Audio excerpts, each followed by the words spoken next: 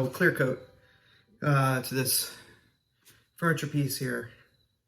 It's kind of hard sometimes, when you have so many other things stacking up in your day to find the time, including when you're supposed to be sharing your thoughts, your devotional thoughts. Two came together very nicely, though, because, Genesis chapter 1, verse 26 in part says, "And God said, let us make man in our image, according to our likeness." And then verse 27, so God created man in his own image. In the image of God, he created him. Male and female, he created them. And this male and female here denotes an equality that, they're both equally in his image. And it was striking to me to remind myself yet again what it means to be in his image.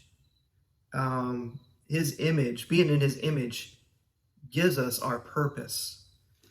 And we find it in the rationality that we get from him that no one else in creation has. We have the free will, or the ability to choose against instinct.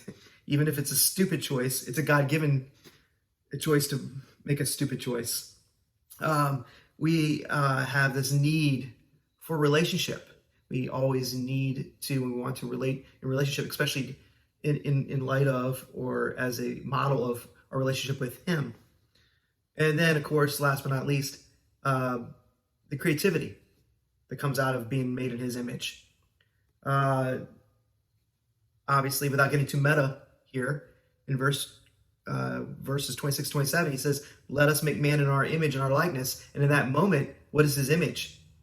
It's of being a creator, capital C. So, of course, we then become little creators, and he gives us dominion over everything. When he gives us dominion, it's something that then we have to work at, we have to cultivate, which means that work in the garden and work on earth and work as part of our nature predates sin. So therefore, work's not bad. In this context, before sin, work is viewed as a type of an exciting form of, yay, creation. We get to create. We're supposed to take the materials of creation God gave us and work them or cultivate them in the garden and create something even better from the materials he gave.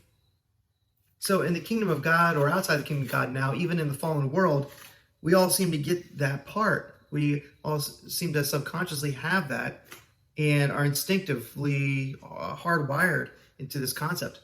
We are going to be creators. We are going to create. Where the split comes is in the why I'm going to create today. For example, if I'm going to, in my house, get up and want to cook something, do I cook just to satisfy my sugar and salt cravings, especially the levels that I have as an American? Or am I going to bless God's vessel with healthy nourishment and the other vessels in my house? In my business, all my creating, is that going to be ultimately for the sake of my profit margin?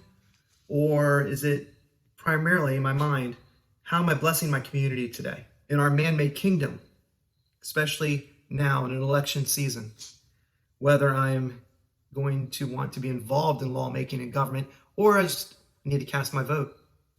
Do I get involved in government to gain power for just my group?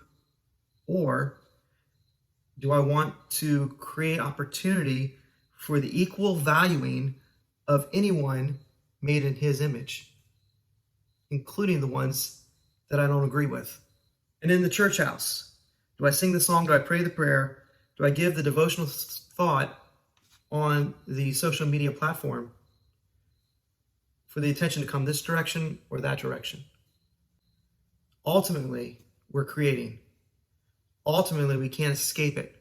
It's either, are we going to be image making for him, or are we going to be an idol factory?